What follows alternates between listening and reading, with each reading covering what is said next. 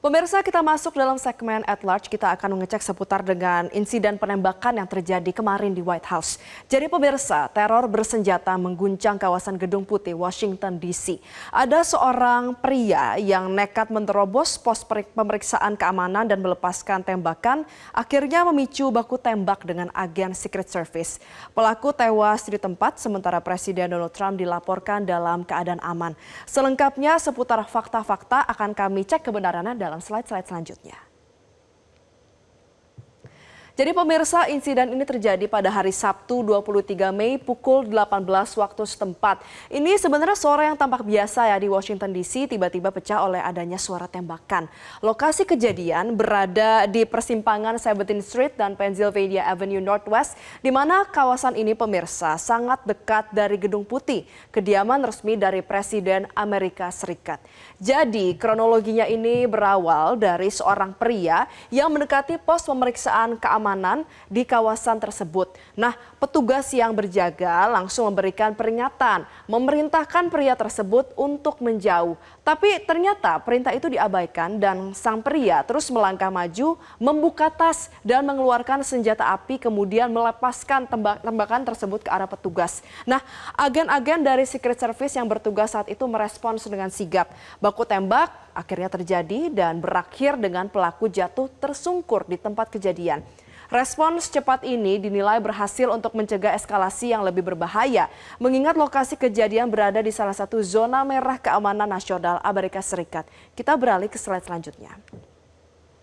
Tentu pemirsa, yang menjadi pertanyaan utama adalah siapa pelaku dari insiden penembakan ini dan apakah ada korban yang tumpah karena adanya insiden penembakan ini.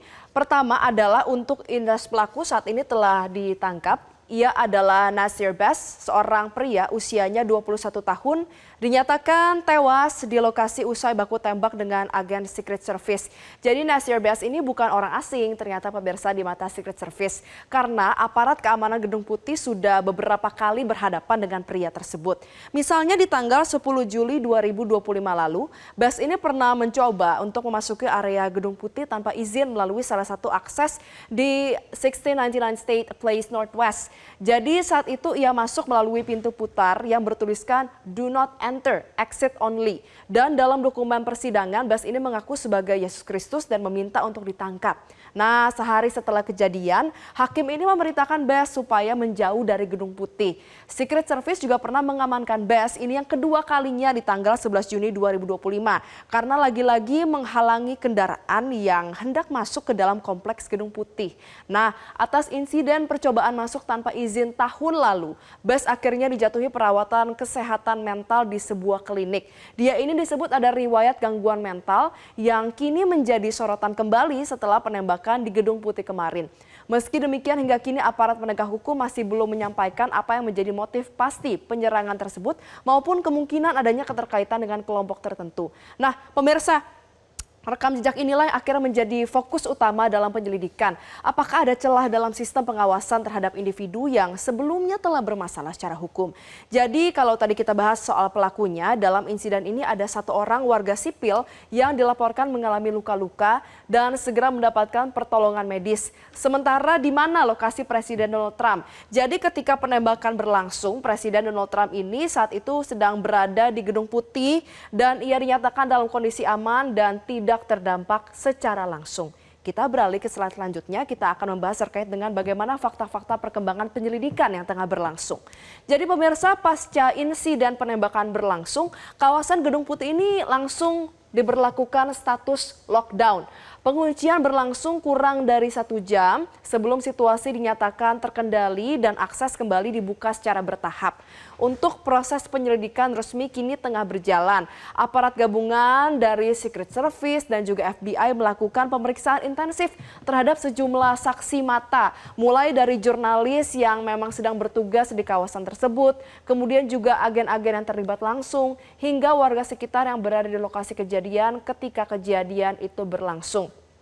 Tentu pemirsa, ada satu hal yang hingga saat ini masih belum terjawab, yaitu motifnya apa? Apakah ini memang benar-benar aksi individual dari Bass atau ternyata ada bagian dari jaringan yang lebih besar atau ada faktor lain yang melatar belakangnya? Semuanya ini masih dalam proses pendalaman otoritas terkait. Kita beralih pemirsa ke slide selanjutnya.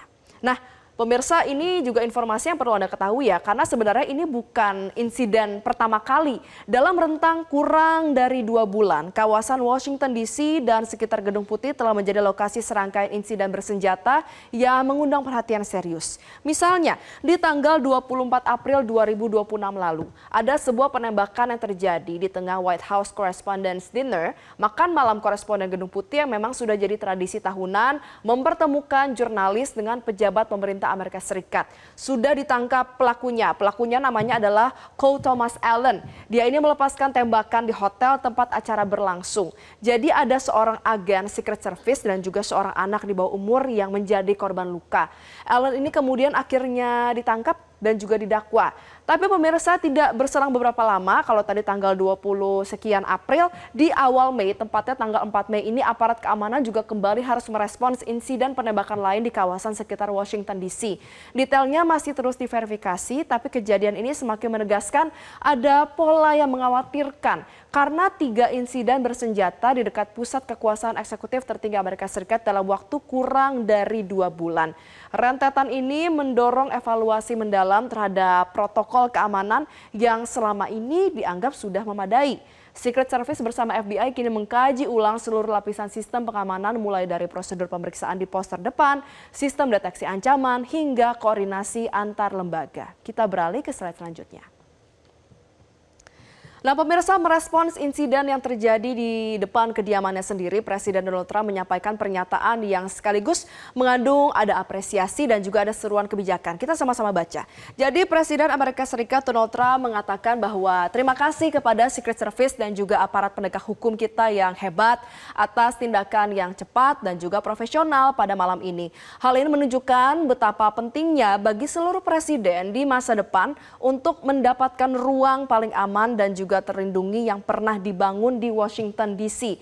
Jadi pemirsa, di satu sisi Trump ini memberikan kredit kepada aparatnya. Tapi di sisi lain ia secara implisit mengakui kalau fasilitas keamanan saat ini masih perlu ditingkatkan. Sebuah sinyal bahwa ternyata Gedung Putih dalam pandangan sang presiden masih membutuhkan lapisan perlindungan yang lebih tangguh. Nah, pemirsa, pada intinya 3 insiden bersenjata di sekitar Gedung Putih dalam kurang dari 2 bulan ini bukan sekedar statistik. Ini adalah sinyal yang tidak bisa diabaikan. Motifnya boleh berbeda, pelaku juga boleh berganti, tapi polanya bicara sendiri. Pertanyaan yang kini harus dijawab oleh otoritas Amerika Serikat bukan lagi sekadar siapa dan juga mengapa, melainkan seberapa tangguh sesungguhnya sistem keamanan yang melindungi pusat pemerintahan Amerika Serikat. Dan pemirsa, jangan kemana-mana karena usai jeda Metro Siang akan segera kembali hadir untuk Anda dengan beragam informasi lainnya. Jelajahi cara baru mendapatkan informasi. Download Metro TV Extend sekarang.